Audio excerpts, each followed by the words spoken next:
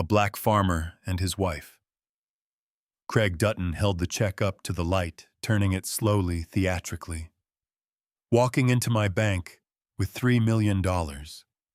He set it down and looked at the elderly couple across the counter, pressed Sunday clothes, weathered hands, quiet dignity, and smiled the way people smile when they've already made up their mind. "Sir, I've been in banking 19 years. You want me to believe a man who smells like cattle feed is sitting on this kind of money?" Ezra Holloway said nothing. Craig leaned closer. "Let me be honest. People like you don't accumulate this legally. Someone handed you this check and sent you in here, and you were too trusting to ask why." Miriam Holloway's voice was iron. "My husband's grandfather helped found this bank. I'd choose your next words carefully." Craig laughed. Loud, deliberate, turning slightly so the people in line behind them could share the joke. "Ma'am, I don't know what stories you people tell each other, but in the real world..." He picked up the check with both hands. "That deed doesn't exist. This check is fake, and I'm doing you a favor." He tore it in half. The lobby went silent. He had no idea what he had just done. Tell us where you're watching from and what time it is, and subscribe, because what comes next will make your blood boil. The town of Clover Ridge, Georgia sits 40 miles east of Macon on a 2-lane highway that most people drive through without stopping. There is a gas station, a diner called May's, that has served the same breakfast menu since 1987, a hardware store, a post office, and First Pinnacle National Bank, a 2-story brick building on the corner of Hargrove Street and Route 9 that has stood in that exact spot since 1952. Most people in Clover Ridge know the bank the way they know the water tower or the old Baptist church on the hill. It has always been there. It will always be there. It is simply part of the landscape, like the red clay roads and the pine trees and the long, flat fields that stretch out in every direction under the wide Georgia sky. What most people in Clover Ridge do not know is who helped build it. Ezra Holloway knew. He had known since he was 7 years old, sitting on his grandfather's porch, while the old man told him the story, the way other grandfathers told fairy tales, slowly, carefully making sure every detail landed where it was meant to land. In 1952, a coalition of 12 black business owners and landowners in Clover Ridge pooled their resources and their land deeds to establish a community banking institution. They were tired of driving 40 miles to Macon, only to be turned away at the door. They were tired of hiding cash in mattresses and mason jars because no bank in 3 counties would open an account for a black man. So they built their own. Ezra's grandfather, Thomas Holloway, was one of the 12. He contributed 180 acres of prime farmland along Route 9 as part of the original land trust that underwrote the bank's charter. In exchange, the Holloway family received a Class A legacy rights certificate, a founding document that granted them permanent stakeholder status in the institution, regardless of who owned the building or managed the accounts. That certificate sat in a fireproof lockbox in Ezra and Miriam Holloway's farmhouse 3 miles down Route 9 alongside their marriage license and their children's birth certificates and every other document that had ever mattered. Ezra was 73 years old. He had farmed the same land his grandfather farmed. He had raised 3 children on it, buried his parents on the eastern edge of it, under 2 oak trees that were older than the bank itself, and watched his grandchildren run through the same fields he had run through as a boy. The land was not just property to him. It was continuity. It was proof that something his family had built had survived. Miriam was 71. She had taught 4th grade at Clover Ridge Elementary for 38 years before retiring. She was the kind of woman who remembered every student's birthday, who kept 3 years of receipts organized by month in labeled folders, and who had once spent 14 months quietly and methodically documenting a pattern of financial abuse affecting black landowners across 3 counties without telling a single person outside of this house until her file was complete. That morning, a Tuesday in late October, they dressed carefully, Ezra wore his navy blue church shirt pressed the night before with dark slacks and his good leather shoes. Miriam wore a cream blouse with a burgundy cardigan and the small pearl earrings her mother had left her. They were not dressing to impress. They were dressing the way their parents had taught them to dress, when they walked into spaces that did not expect them with a dignity so complete and so quiet that it could not be argued with. The check had arrived 3 days earlier.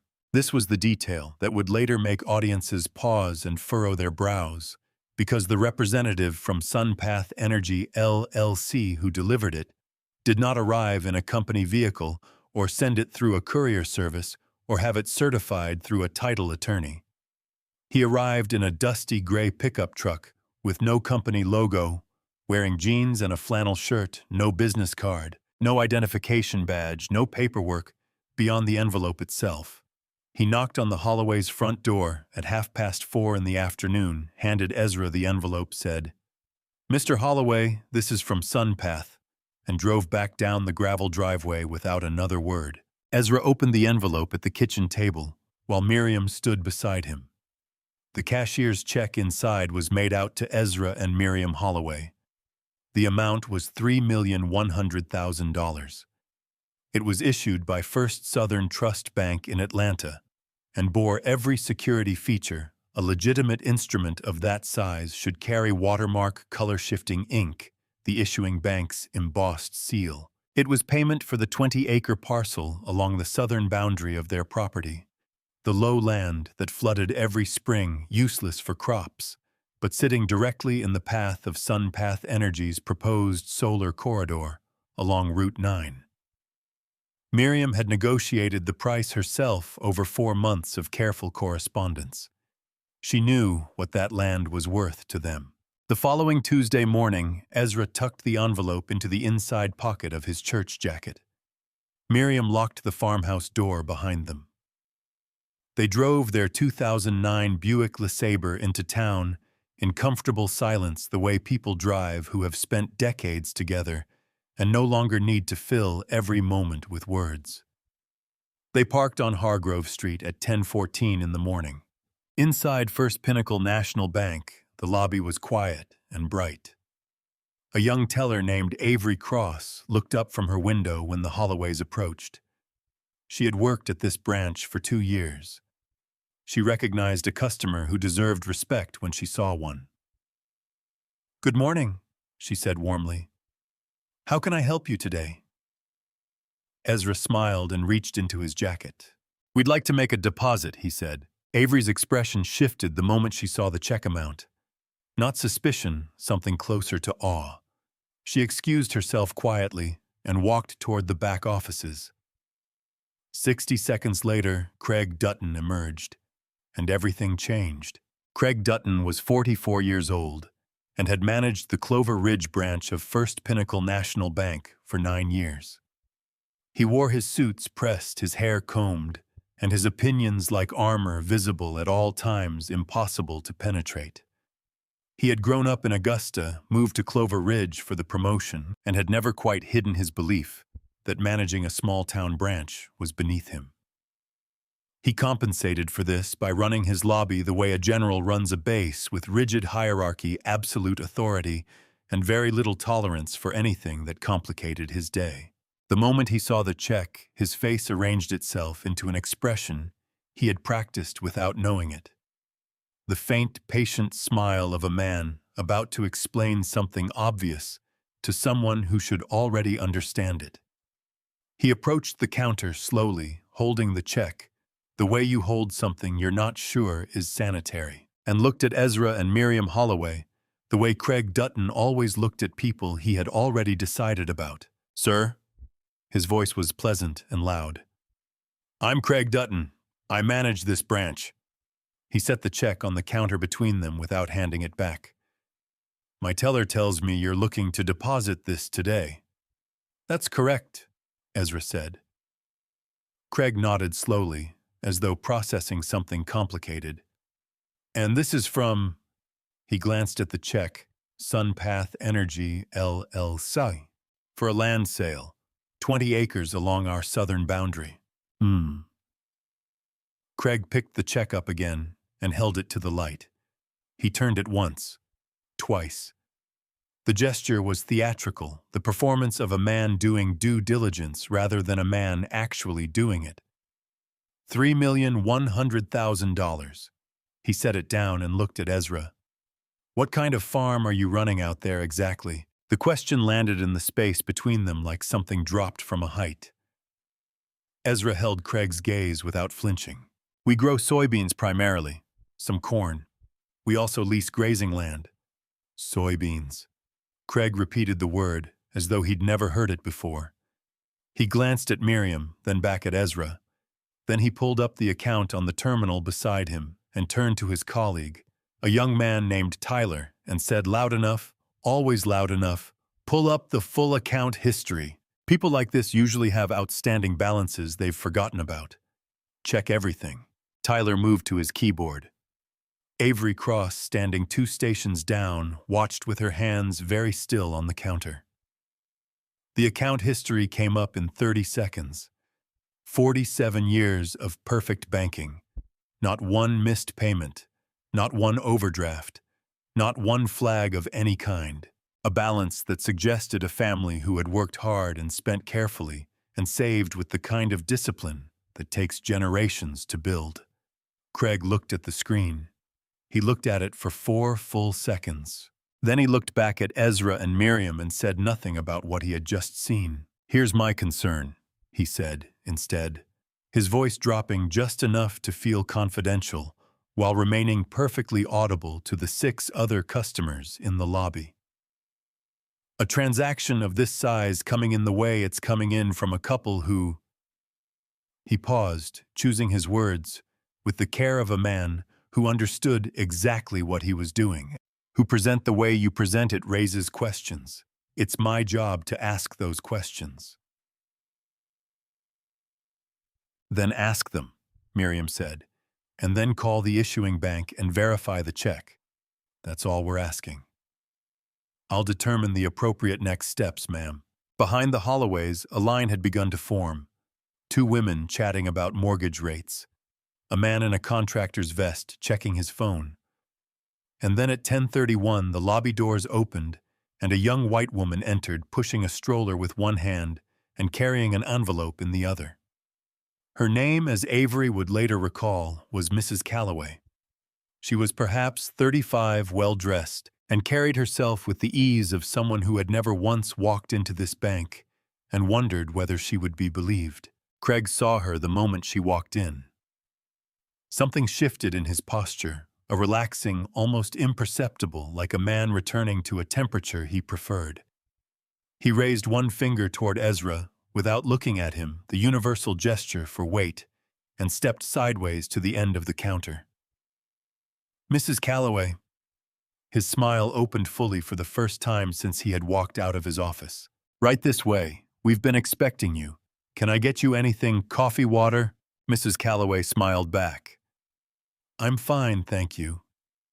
Craig personally walked her to a private service desk at the side of the lobby, away from the main counter. Avery Cross watched Craig settle Mrs. Calloway into a leather chair and open her envelope with the same hands that had just pinched Ezra's check like it was contaminated. Mrs. Calloway's check was $4.2 million, a real estate transaction. Clean standard, unquestioned. It was processed in 11 minutes. No phone call to verify. No account history review. No theatrical examination under the light. Ezra Holloway watched all of it from behind the security guard Craig had quietly positioned at the edge of the counter. He did not say a word. He did not need to. The message had been delivered with perfect clarity. When Craig finally returned to the main counter, straightening his jacket, the smirk had returned. Now, where were we? It was not a question. Ezra placed both hands flat on the marble counter. "We were at the part where you call the issuing bank." Craig's smile thinned. "Sir, I think we both know what's really happening here." He lowered his voice to a register designed to humiliate without shouting. "Someone gave you this check. Maybe you did some work for them. Maybe they felt sorry for you, I don't know. But a man who smells like a cattle farm does not sit on this kind of money. Not legally. He let that land. So I'm going to give you the opportunity to walk out of here right now, and we can all forget this happened. Miriam Holloway's voice when it came was so quiet that Craig had to lean forward to hear it. My husband's grandfather helped found this bank in 1952. His land trust underwrites your charter, and you are going to verify that check. Craig straightened up. He looked at her for a long moment. Then he reached out, picked up the check, and tore it in half. The sound of tearing paper does not last long. A fraction of a second. Less than a heartbeat. But in a quiet marble lobby on a Tuesday morning in Clover Ridge, Georgia, it hit like a thunderclap. Nobody moved. The two pieces of the check fluttered down to the counter between Craig Dutton and Ezra Holloway, landing softly on the polished surface like something that had given up. $3,100,000. Torn clean down the middle. Miriam Holloway's right hand trembled once. Just once. Then Ezra reached over without looking and placed his hand over hers, and she went still. Craig Dutton straightened his jacket. "Ray," he called across the lobby without raising his voice, the tone of a man accustomed to being obeyed. "I need you at the front." Ray Okafor moved from his post near the entrance. He was 51 years old, former Army, former county sheriff's deputy, and he had worked bank security long enough to know the difference between a genuine threat and a performance. He positioned himself at the edge of the counter, without blocking the door, without touching anyone, without doing anything that his training told him was necessary, because nothing about Ezra and Miriam Holloway was threatening. Not a single thing. But Craig Dutton had called his name, and Ray was paid to respond. "These two individuals attempted to deposit a fraudulent instrument," Craig announced.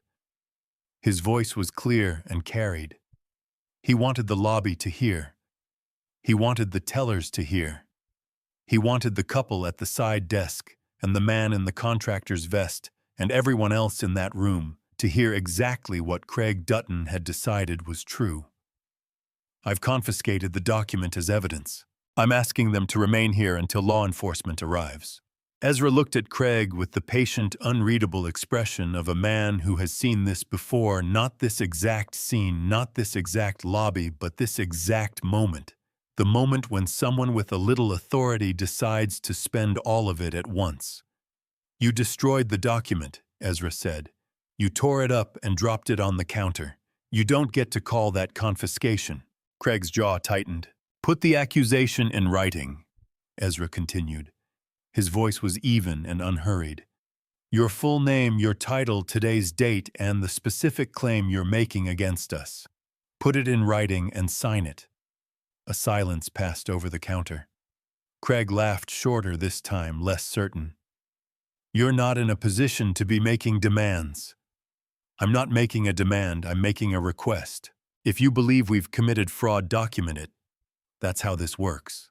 Craig leaned forward. "What I believe," he said, his voice dropping to that intimate, pointed register again, "is that you're an old man who got handed something he didn't understand and walked into the wrong bank on the wrong day. And what's going to happen now is that the police are going to come and they're going to sort this out, and you and your wife are going to go home and think very carefully about who handed you that check and why." 2 stations down Avery Cross stared at her computer screen and tried to breathe normally. She had pulled up the Holloway account again while Craig was talking. She had read the balance, the history, the perfect 47-year record. And then, while scrolling through the account classifications, she had found a notation in a field she had never had reason to look at, before a field labeled Account Classification Special Status. Beneath it, 3 words, Charter Land Trust Class A. Avery did not fully understand what that meant, but she understood enough to know that it meant something significant. Something that made Craig Dutton's behavior not just cruel, but potentially catastrophic for this branch. Her fingers moved to her keyboard. She opened the internal messaging system and typed quickly. Sandra, urgent. Please come to Clover Ridge branch immediately. Manager involved in incident with Holloway account. Charter notation on file. This cannot wait. She sent it and folded her hands on the counter and looked straight ahead. On the far side of the lobby, Dottie Hargrove had been sitting in a padded chair near the information desk for the past 20 minutes, filling out a standard deposit form. She was 67 years old, retired after 31 years as a school principal, and she had spent 3 decades learning how to read a room. She read this one clearly. Her phone was already recording. Had been since Craig's first loud announcement. She held it low and steady in her lap, the lens angled toward the counter, and she did not move. Near the entrance, Ray Okafor shifted his weight slowly to his left side.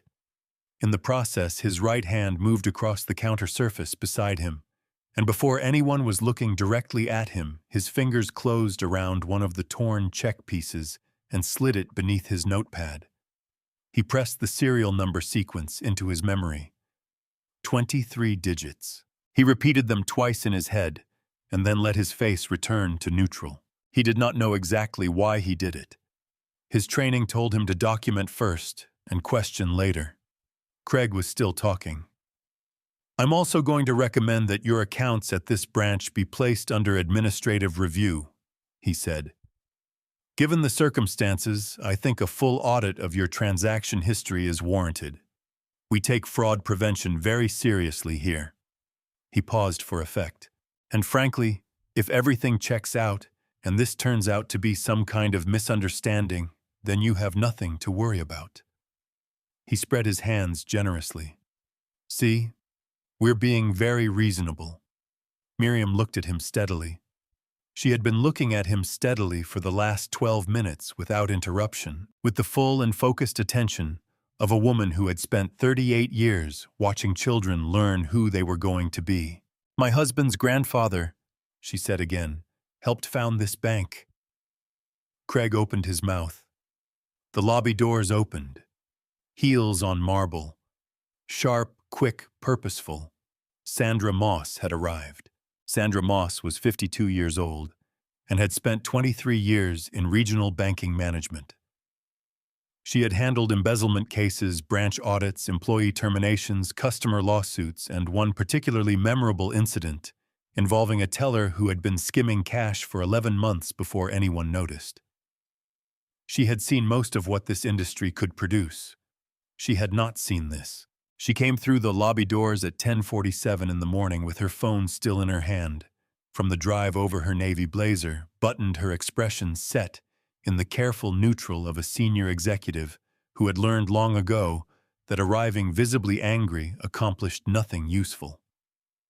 She had read Avery's message 3 times during the 40-minute drive from Macon, Charter Land Trust Class A. She knew exactly what those words meant. She had accessed the Holloway file from her car, read the founding documents, confirmed the classification, and spent the remaining 30 minutes of the drive composing herself. She stopped just inside the doors and took in the scene in one sweep. The torn check pieces on the counter. Ezra and Miriam Holloway standing perfectly still, perfectly composed in their pressed Sunday clothes.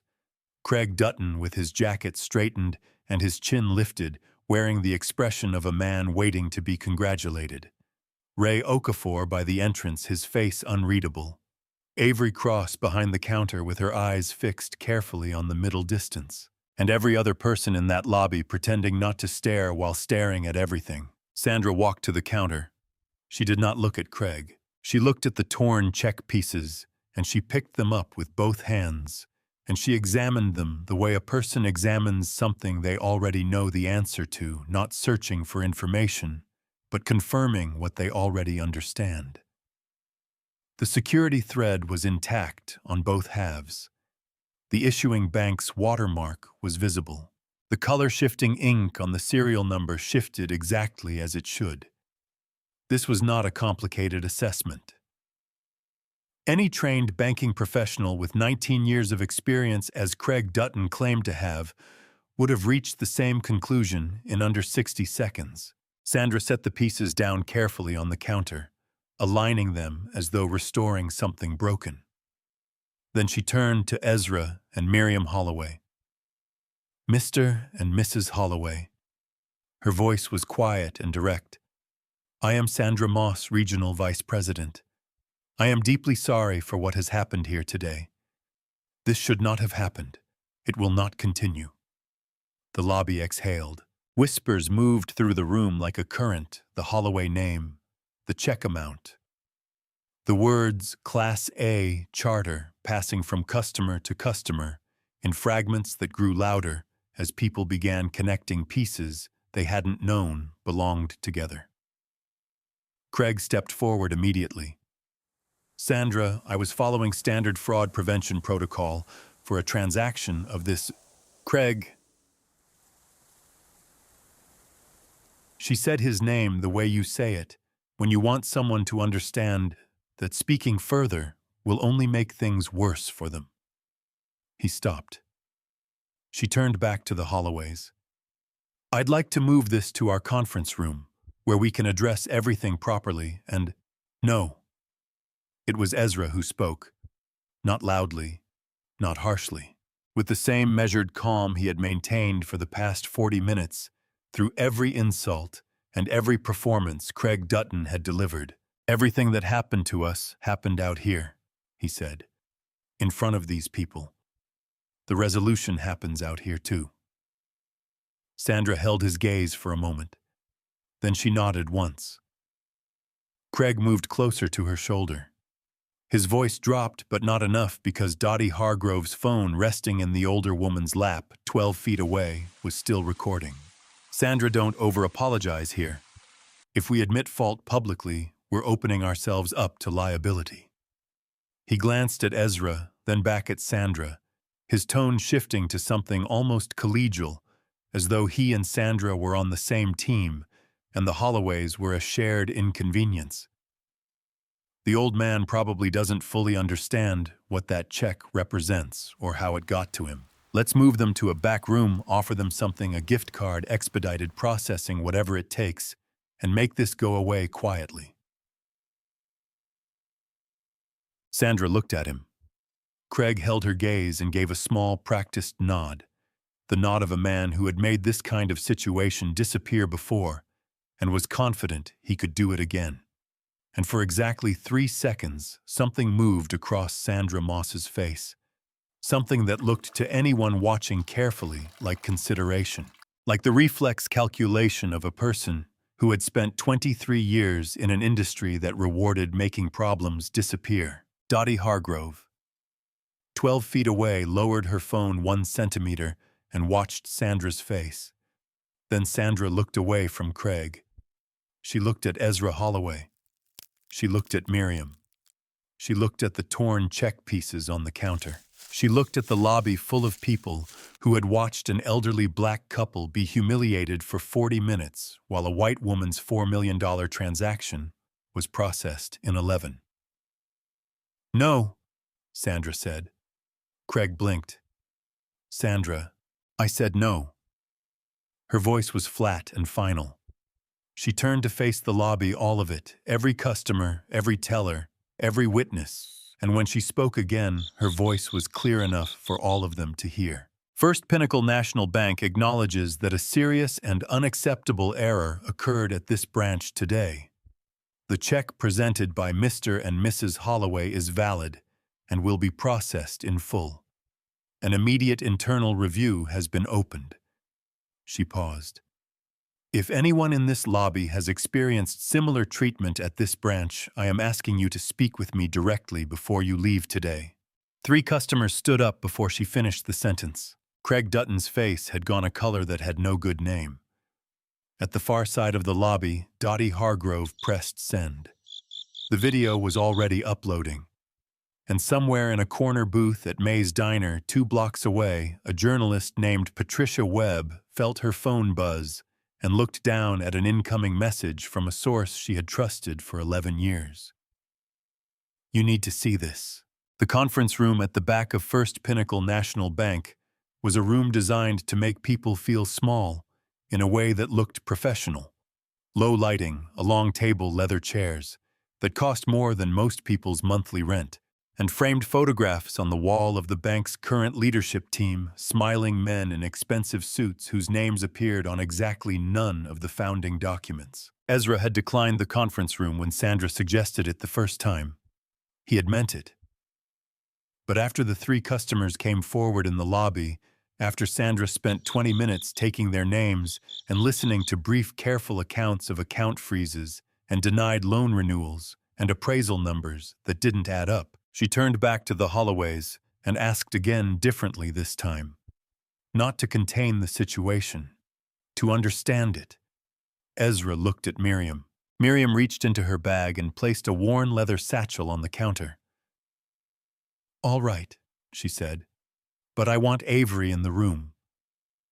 Avery Cross looked up from her station, surprised. "She was the only person in this building who treated us like customers from the moment we walked in," Miriam said simply. "She stays." Sandra agreed without hesitation. They moved to the conference room at 11:22 in the morning.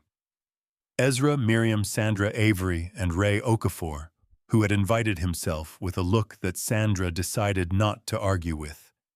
Craig Dutton was not invited. He stood in the hallway as the door closed, his hand half raised, as though he had meant to say something, and then said nothing. Miriam opened the satchel. She had been a fourth-grade teacher for 38 years.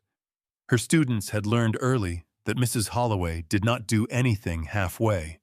She taught grammar by having them diagram sentences until the structure was visible. She taught math by making them show every step. She taught them that the work behind the answer was more important than the answer itself, because the work was what you could defend. She had applied the same principle to 3 years of quiet research. The files came out in order. Labeled folders, each one dated, each one containing photocopied documents, certified records, and in several cases original receipts still in their envelopes, with the bank's own postmark stamps. The Marcus and Lena Dubois family. Miriam began setting the first folder on the table. 65 acres in Harlan Township. Their family has farmed that land since 1944. In 2019, their account was flagged for review. They received notice that 3 consecutive mortgage payments had not been received by the bank. She opened the folder and slid it toward Sandra. These are the bank's own stamped receipts for all 3 payments. Received on time, processed, stamped. Sandra picked up the top document and went very still. The Dubois family spent 8 months disputing the default notice. They hired a local attorney. The attorney's letters are in the second tab. Miriam turned to the next folder without waiting. The foreclosure was completed in February 2020. Their land was purchased at auction 14 days later by a company called Meridian Land Holdings, LLC, for $47,000. She paused. The county assessor's current valuation of that same land is $310,000.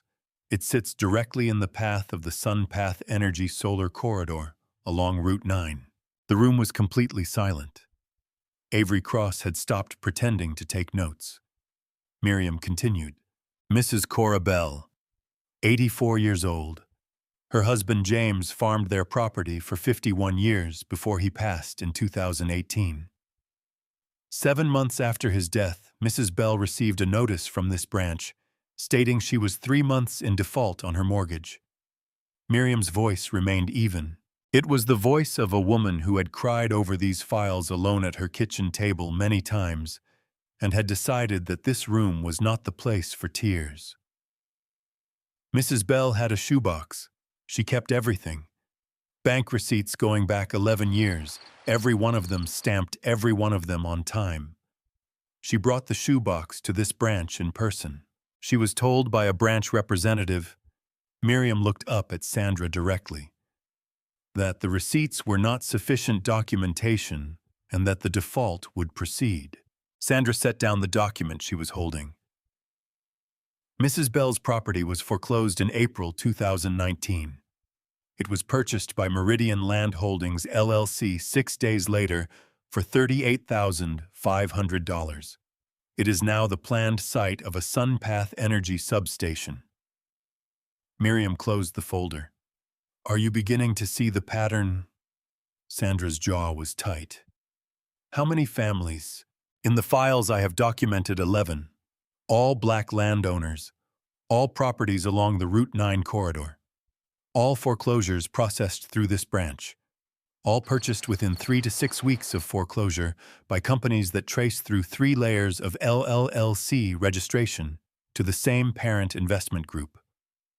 Miriam folded her hands on the table. I have been building this file for 3 years. I began when the Dubois family lost their land and came to us because they had nowhere else to go. Avery Cross looked at the stack of folders on the table and thought about the account classification she had found that morning. Charter Land Trust, Class A. She thought about what it meant that Meridian Land Holdings was buying foreclosed properties along Route 9. She thought about the Holloway land, 900 acres, sitting at the geographic center of the entire corridor. She thought about why someone might want to make the Holloways' $3.1 million check disappear on a Tuesday morning. Meanwhile, in the hallway outside, Craig Dutton had retreated to his office and locked the door. His phone was pressed to his ear. His voice was low and controlled, but his free hand was flat on the desk in front of him, pressing down hard on the surface as though steadying himself. She brought files, he said into the phone. 3 years of files. Sandra's in there with them right now. The voice on the other end was calm, deliberate, accustomed to problems. How much does she have? Craig looked at the closed door of the conference room. Enough, he said. That night, the Holloways drove home under a sky turning dark at the edges. Ezra carried the satchel from the car to the farmhouse while Miriam held the door. He set it on the kitchen table beside the salt shaker and the fruit bowl, and the photograph of their daughter's wedding that had sat in the same spot for 19 years. He turned to tell Miriam something, and stopped. The farmhouse office door was open. It had been closed when they left. The office was not large. It had started as a spare bedroom when their youngest son was at college and never quite became anything else: a desk, a filing cabinet, a bookshelf with more binders than books, and a window that looked out over the east field. Miriam had claimed it as her research space 3 years ago, and Ezra had learned not to move anything on that desk without asking first. Now the desk drawers were open and emptied. The filing cabinet stood with its top drawer pulled all the way out, hanging at an angle. The folders inside disturbed and rifled. Papers were scattered across the floor, not thrown in chaos, but sorted through and selectively removed. Whoever had done this had known what they were looking for. Miriam stood in the doorway for a long moment. Then she walked past Ezra, past the overturned files to the far wall of the room, where a narrow bookshelf held 30 years of teaching materials, curriculum guides, reading lists, grade books going back to 1986. She pulled out the third binder from the left on the bottom shelf. Behind it, fixed to the back wall with 2 short screws, was a small metal hook. On the hook hung a key. She took the key and walked to the hallway closet. The closet held coats, winter boots, a broken umbrella they had never thrown away, and on the top shelf, behind a stack of folded blankets, a gray fireproof lockbox 12 inches by 8, with a combination lock on the front and a keyed secondary lock on the side. She opened it in under 30 seconds. Ezra stood in the hallway and watched her carry it to the kitchen table. She set it beside the salt shaker and the fruit bowl and her daughter's wedding photograph and opened the lid. Inside, organized with the same precision she had applied to everything else, were 3 years of work that the person who ransacked their office had not found and would not find, because Miriam Holloway had been a teacher long enough to know that the most important lesson you can give a student is this: always make 2 copies and never have them in the same place. Flash drives in labeled envelopes. Certified photocopies of every document in the original file, each one stamped by a notary public. 11 self-addressed certified mail envelopes sealed postmarked across a span of 30 months, each one containing a summary of discoveries made on that date, legally preserved by postmark unopened and intact. Side-by-side comparisons of original appraisal documents and the altered versions submitted to foreclosure courts.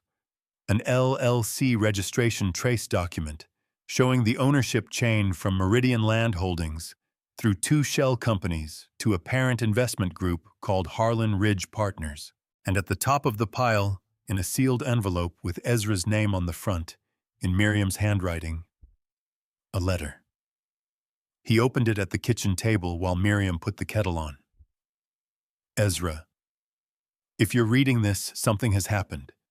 Either they came for the files or I'm gone or both. Either way, you found the box, which means you already know I planned for this. I need you to understand something. This was never just about the Dubois family or Mrs. Bell or the others, though God knows it should have been enough. This was about what happens when people decide that some families don't deserve to keep what they built, that some histories don't count, that some land can just be taken if you're patient enough, and quiet enough, and powerful enough to make it look legal. Your grandfather built something in 1952 that was supposed to protect people like us. I spent 3 years trying to make sure it still can. Call Janelle Ford. Tonight. Don't wait until morning. All my love. Miriam. Ezra read it twice. Then he folded it carefully and put it in his shirt pocket close to his chest. Miriam set a cup of tea in front of him and sat down across the table. I wrote that 8 months ago, she said. When I realized how deep this went. You never told me. You would have worried. I would have helped. She looked at him across the table. 49 years of mornings between them, 49 years of the particular knowing that comes from choosing the same person every day until the choosing becomes as natural as breathing. You did help, she said. You drove me to every county records office. You kept the farm running while I stayed up until midnight with a magnifying glass and a calculator. You held my hand in that lobby today and didn't let it shake.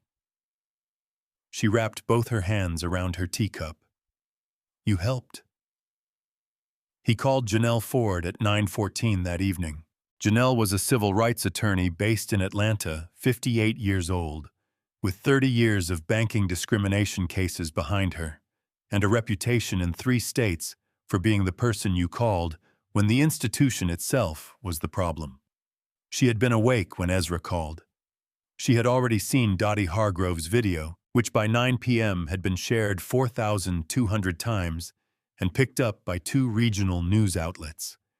She had spent the previous 2 hours making calls of her own. Mr. Holloway, she said before he had finished his second sentence, I know who you are. I know what your wife built. And I've been waiting for someone with standing to make this move for 18 months. We file tomorrow, Ezra asked. We file at 8 in the morning. Federal discrimination complaint, evidence tampering referral, and a shareholder action under the Charter Land Trust provisions. I want you and Miriam in my office by 7. She paused. Bring the box. His phone buzzed with a second call while he was still on with Janelle. He glanced at the screen. Ray Okafor. He put Janelle on hold and answered. Mr. Holloway, Ray said without preamble. I saved the serial number from the check. I also backed up the full lobby footage to a personal drive before I left the building tonight. I have reason to believe someone was going to request it be edited. A pause. I thought you should know. Ezra looked at Miriam across the kitchen table. Thank you, Ray, he said. He ended the call. He picked up the letter from his shirt pocket and smoothed it once on the table beside the lockbox. Then he looked at his wife, this woman, who had spent 3 years building a fireproof case in a fireproof box behind a stack of folded blankets, and felt something settle in his chest that had been loose and frightened since the moment the lobby doors had closed behind them that morning. They were not done.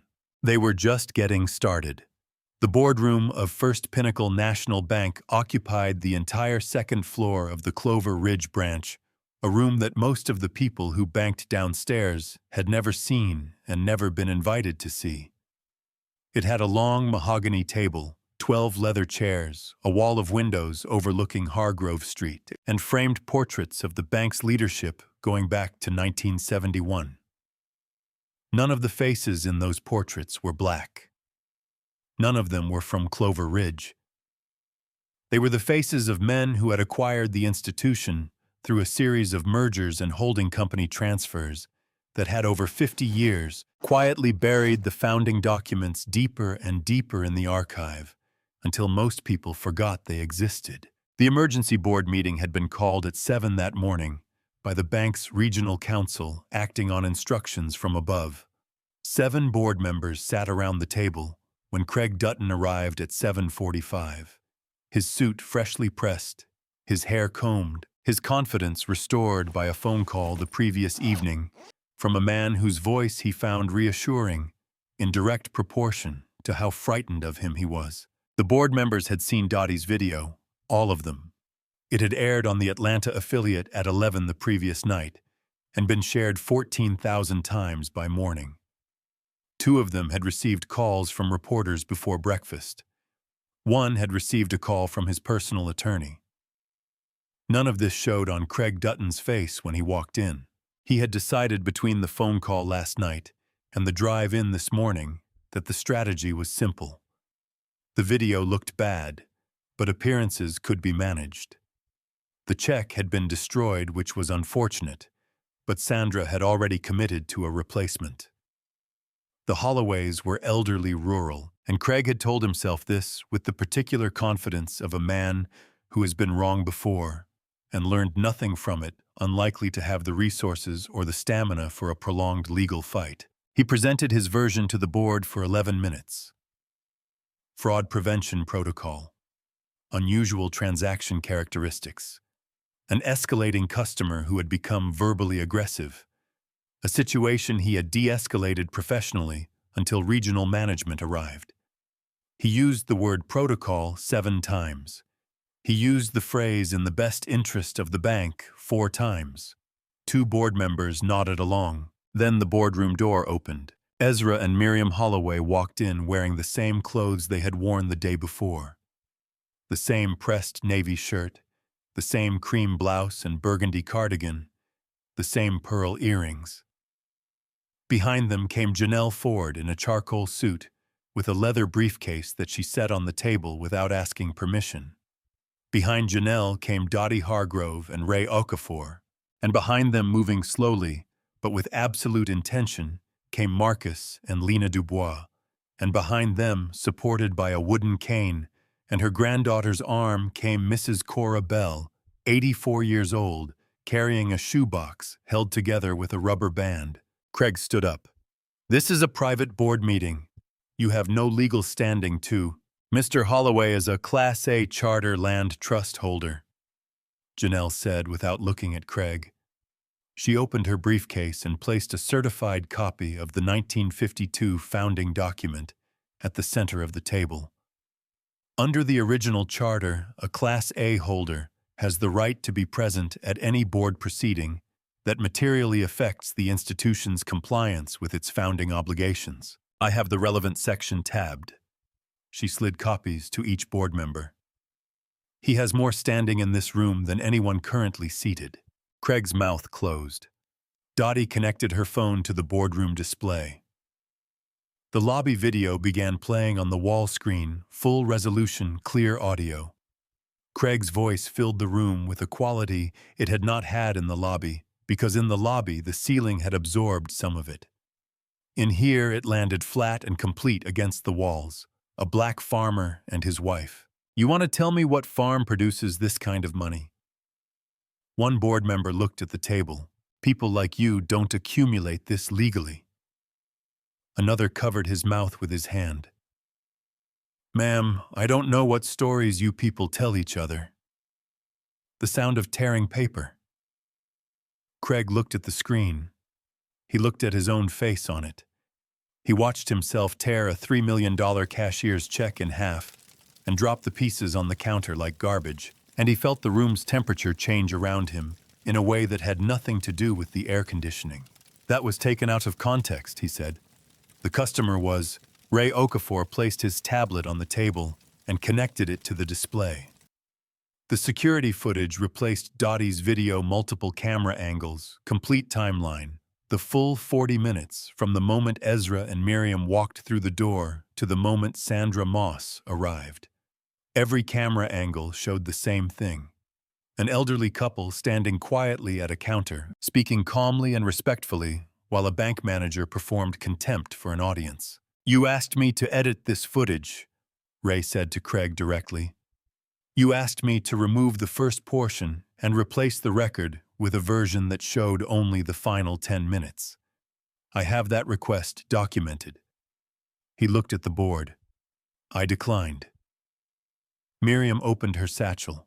She placed Janelle's federal filing on the table, first 43 pages, covering 11 families, 3 years of documentation, and a detailed ownership trace connecting Meridian Land Holdings to Harlan Ridge Partners.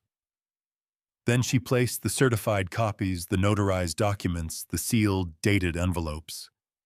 Then she nodded to Marcus Dubois, who opened his own folder and placed it beside hers.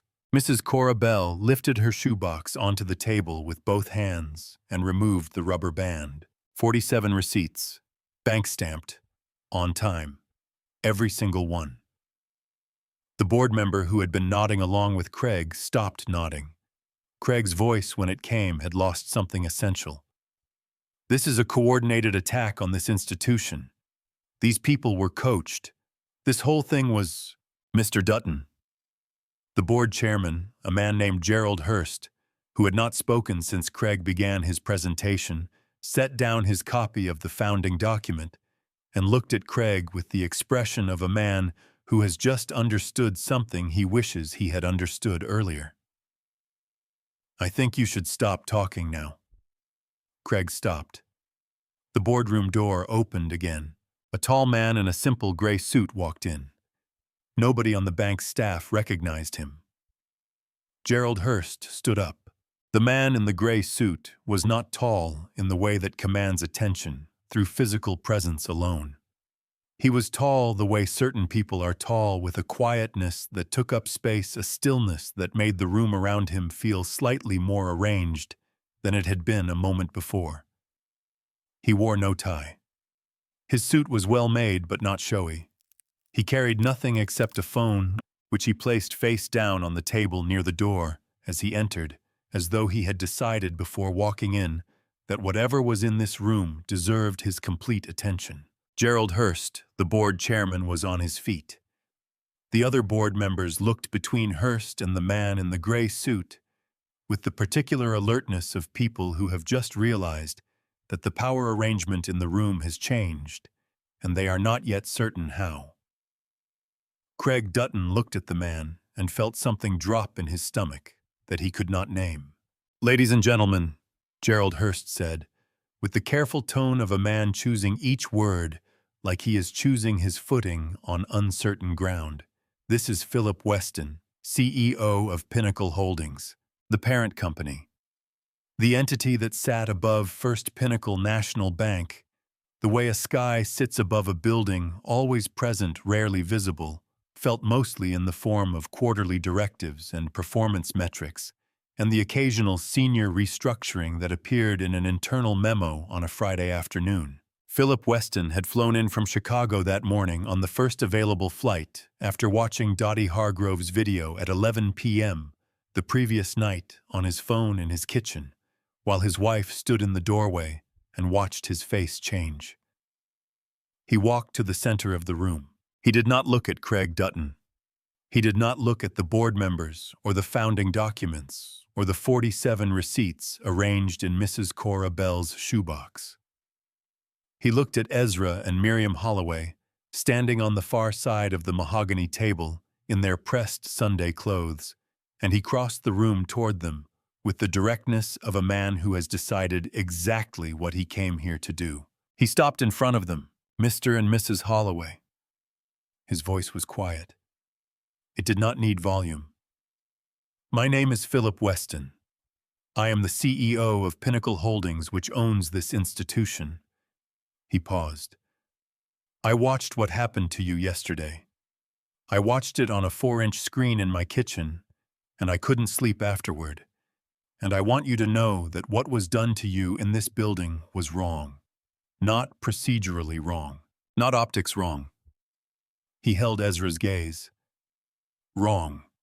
The kind of wrong that doesn't get fixed with a replacement check and an internal memo. The boardroom was so quiet that the traffic on Hargrove Street 2 floors below was audible. Philip Weston reached into the inside pocket of his jacket and removed a cashier's check. He placed it on the table in front of Ezra. $3,100,000 issued that morning from Pinnacle Holdings' primary account. Then he did something that nobody in that room had expected, and nobody who was present would ever forget. He bent one knee to the floor, not theatrically, not for the cameras. There were no cameras in the boardroom, though Dottie's phone had found its way to a recording angle that she would later describe as instinctive. He knelt the way a person kneels when they want to be at eye level with someone they have decided to treat as an equal in a room that has not always done so. This belongs to you, he said, looking up at Ezra. It always did. Miriam Holloway pressed her lips together. She did not cry. She had decided before walking into this building that she would not cry, and she was a woman who kept her decisions. But her hand found Ezra's arm and held it. Ezra looked at Philip Weston for a long moment. Then he reached down and picked up the check. Philip stood. He turned to the board. Effective immediately, Craig Dutton is terminated from all positions within this institution. His voice had not changed volume or register. It was still quiet. It was also completely final. All pending foreclosure proceedings connected to properties along the Route 9 corridor are suspended pending independent review. The Federal Banking Commission has been notified. They have been in the parking lot since 8 this morning, and they are coming upstairs in approximately 10 minutes. I have authorized full cooperation. Craig's chair scraped back. You cannot do this. I have a contract. You have a severance package and a very good reason to stop talking, Philip said, still without raising his voice. He looked at Gerald Hurst. Gerald, please have security escort Mr. Dutton from the building. He is not to access any computer systems, any filing cabinets, or any personnel records on his way out. Gerald Hurst nodded and reached for the phone on the table. Craig looked around the room. He looked at the board members who were studying the documents in front of them with sudden, intense focus. He looked at Sandra Moss, who met his gaze for exactly 1 second before looking away. He looked at Ray Okafor, who looked back at him with the particular expression of a man who has made his choice and is at peace with it. He looked at Ezra Holloway. Ezra said nothing. He did not need to. 2 security officers appeared at the boardroom door. They were not Ray Okafor's staff. They had come from Macon with Philip Weston, which Craig understood only as he saw their faces. They positioned themselves on either side of him with the practiced ease of people who had done this before. This isn't over, Craig said. His voice had found an ugliness that had been present all along underneath the suits and the protocols and the performance of competence. You think one old black couple and a viral video changes how this works? You think, Mr. Dutton. Philip Weston turned to look at him one final time. Walk out of this building with whatever dignity you have left.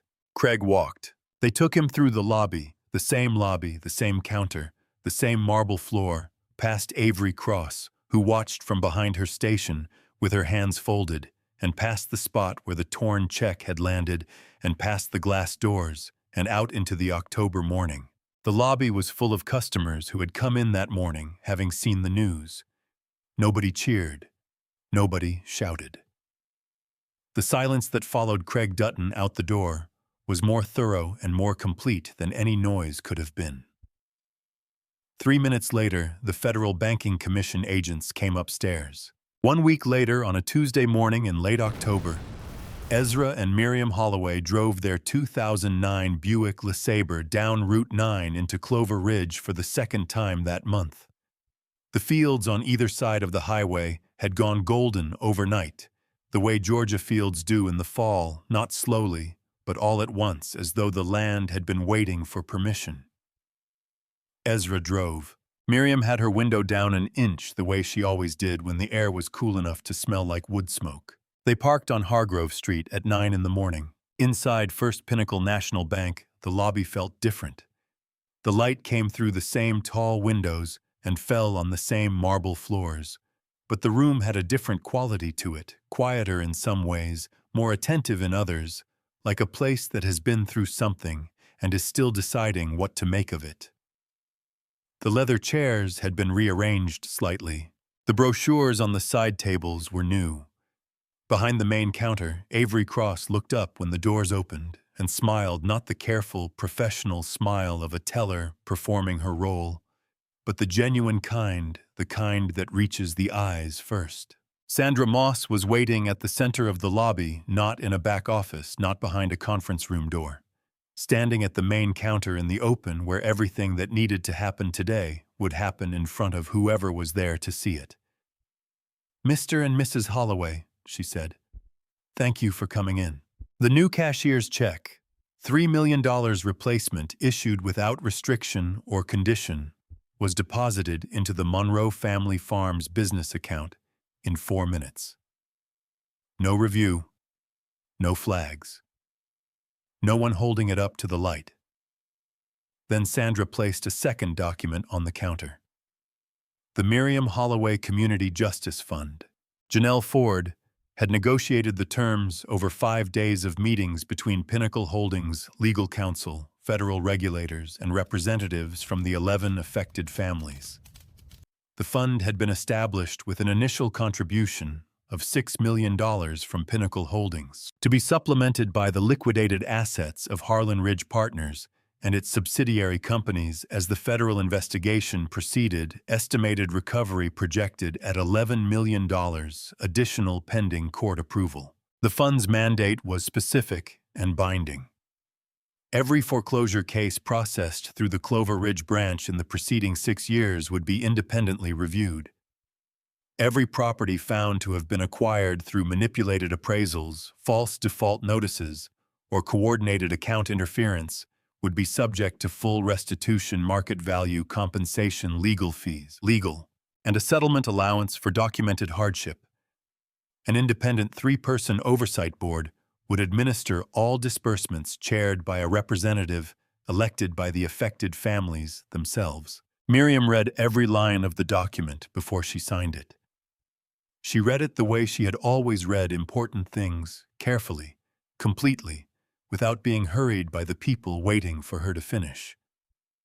When she reached the last page and saw her name on the fund's title, she set the pen down for a moment and looked at the words.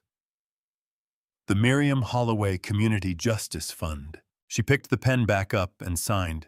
2 days after the signing, Marcus and Lena Dubois received a certified letter informing them that their case had been flagged for priority review and that preliminary findings supported full restitution for the 65 acres lost in 2020. Marcus read the letter at his kitchen table and then walked outside and stood in his yard for a long time, looking at the empty field next door, the field that had been his family's since 1944, that had grown soybeans and corn and watermelon, and 3 generations of children that had been taken from them through a stack of paperwork that was designed to look legal and was not. His daughter, who was 9 years old and had never seen that land as anything other than someone else's property, watched her father from the kitchen window and did not fully understand what she was seeing. She would understand it later when she was older, when her father sat her down and told her the story of the Holloways and the shoebox and the woman who built a fireproof case behind a stack of folded blankets. Mrs. Cora Bell received her letter on a Thursday. Her granddaughter read it to her in the living room of the apartment she had moved into after losing her home, and when she heard the words full restitution and fair market compensation, she closed her eyes and sat quietly for a long moment. She had been 84 years old when this started.